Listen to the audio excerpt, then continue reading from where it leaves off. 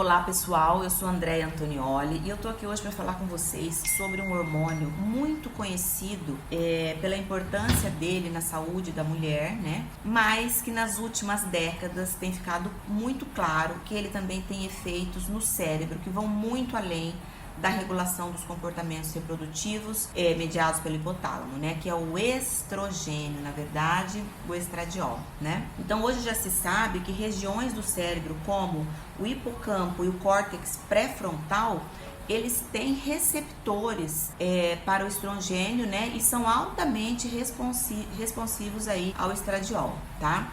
Além disso, o que os estudos têm demonstrado? Que a importância do estradiol no cérebro, na cognição, é tão grande que às vezes ele não precisa nem dos receptores para funcionar, ou seja, ele também pode ter uma ação não genômica que a gente chama, ele não precisa se acoplar no receptor, é um efeito mais rápido, tá? Nessas duas áreas aí do cérebro.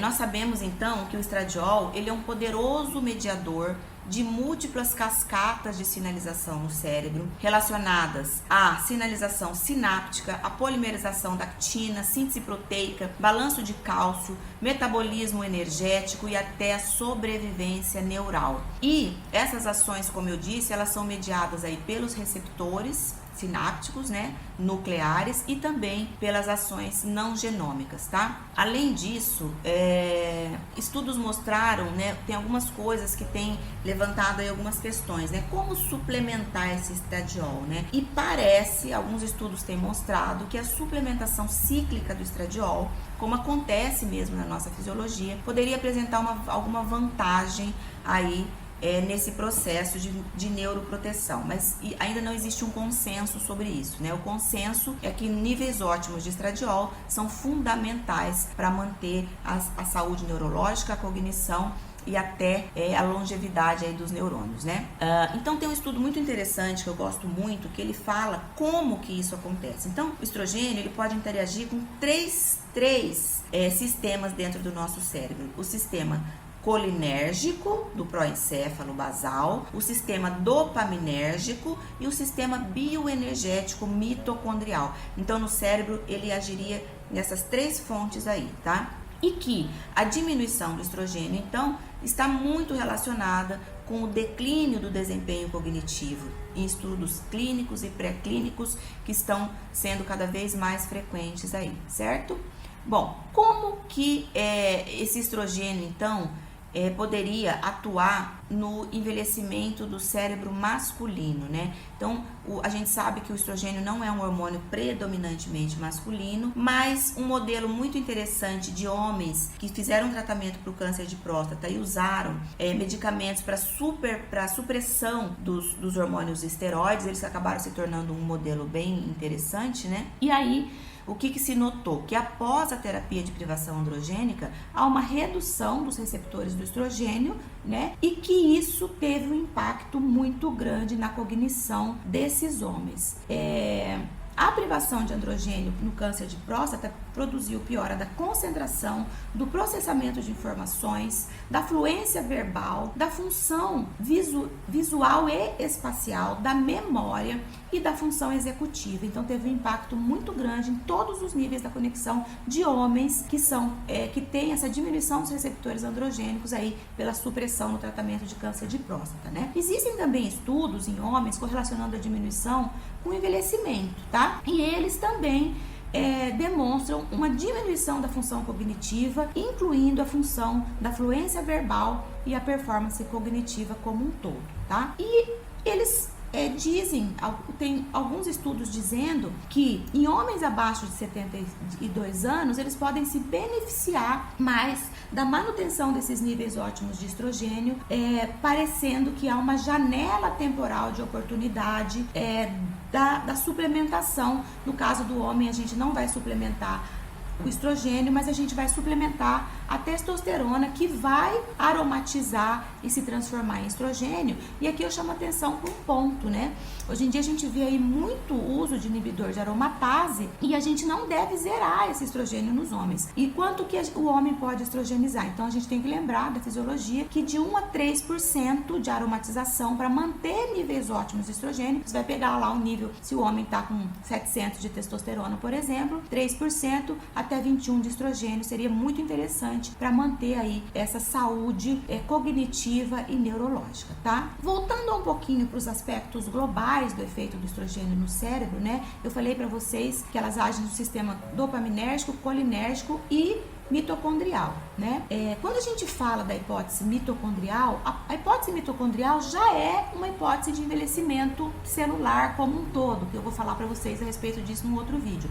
Mas no cérebro, isso acontece de uma forma bem intensa e ela tá um pouco mais documentada, tá? O que acontece? A gente sabe que no envelhecimento, né, que as mitocôndrias não só envelhecem e se tornam disfuncionais, mas também diminuem de quantidade no processo de envelhecimento, né? E que isso tudo leva a um desbalanço do estresse oxidativo, causando uma situação de distresse oxidativo quando há um excesso de radicais de espécies reativas de oxigênio, somado aí à diminuição do número de mitocôndrias, né? Tem alguns estudos, eu destaco aqui um autor chamado Brinton, né, que ele fala o seguinte, que essa diminuição do número de mitocôndrias e também da função delas no envelhecimento acaba diminuindo a expressão de genes envolvidos na função glicolítica normal, mesmo em pessoas que têm ciclos regulares, tá? E aí, ou numa pessoa que já entrou na menopausa, por exemplo. E esses genes envolvidos na função mitocondrial aumentam potencialmente para quê? Para compensar a diminuição da disponibilidade de glicose. E concomitantemente a isso, a expressão gênica envolvida com a captação de ácidos graxos também aumenta, né? Para fazer uma transição de glicose para ácidos graxos e cetonas como fonte de energia. Vocês vejam só como o nosso organismo é inteligente e ele acha vias alternativas, né? Então, voltando um pouquinho, a diminuição mitocondrial, né, por conta da insuficiência do estrogênio, acaba fazendo uma disfunção do metabolismo glicídico no cérebro e para compensar isso acaba aumentando então a expressão genética para o uso das cetonas, tá? E aí entra o jejum, que é uma coisa que eu falo muito, né? Tem um estudo que foi feito por meio de tomografias, né, que eles demonstraram que a redução da capacidade de glicose no cérebro redução realmente dessa capacidade de glicose nos cérebros, né, reforçando então esses outros estudos e mostrando que realmente há uma mudança do metabolismo da glicose para a cetona. Eu vou disponibilizar aqui embaixo esses artigos para vocês, tá?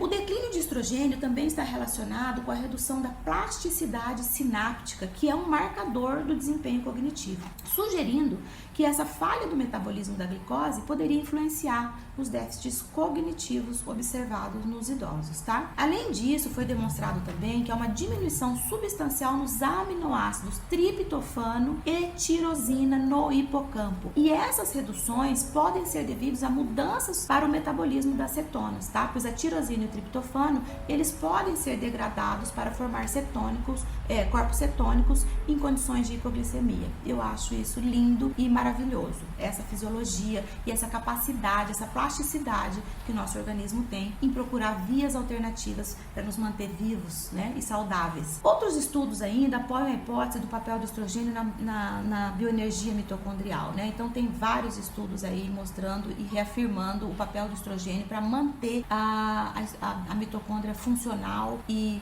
com isso a saúde e a própria vida da célula, né? Além disso, né, tem um trabalho que mostra que o tratamento com estrogênio e progesterona também está implicado no aumento da captação de dopamina, e aí já entra via dopaminérgica, né, nos neurônios dopaminérgicos. Então nós falamos da mitocôndria, então vamos falar da via dopaminérgica. E aí, o que aconteceu? E isso e manter esses neurônios dopaminérgicos, né, é muito importante para a cognição e para a saúde mental principalmente, tá? Em mulheres na menopausa, há evidências de ressonância magnética que os agonistas dopaminérgicos aumentam a atividade na rede de memória de trabalho, sugerindo que o sistema dopaminérgico ainda responde à manipulação farmacológica. Então, o que quer dizer isso? Isso após a menopausa, tá? Que realmente, após o declínio, a suplementação do estrogênio, né, a reposição hormonal, ela é eficiente para que haja, então, essa ressinapse e o bom funcionamento dessa via dopaminérgica, tá? E aí, outros estudos mostrando que a suplementação de estrogênio tem efeito neuroprotetor em neurônios dopaminérgicos e surgindo que essa neuroproteção seja mediada por meio de ação no sistema renina e angiotensina locais. Então, a gente sabe que o sistema renina e angiotensina, ele é muito implicado ali na questão da pressão arterial, né? Todo mundo sabe disso. Só que, no entanto, a gente já sabe hoje que existem sistemas dopaminérgicos locais, e no caso aqui no cérebro, tá? E que a ativação desse sistema renina e angiotensina contribuiria para um aumento do estresse oxidativo.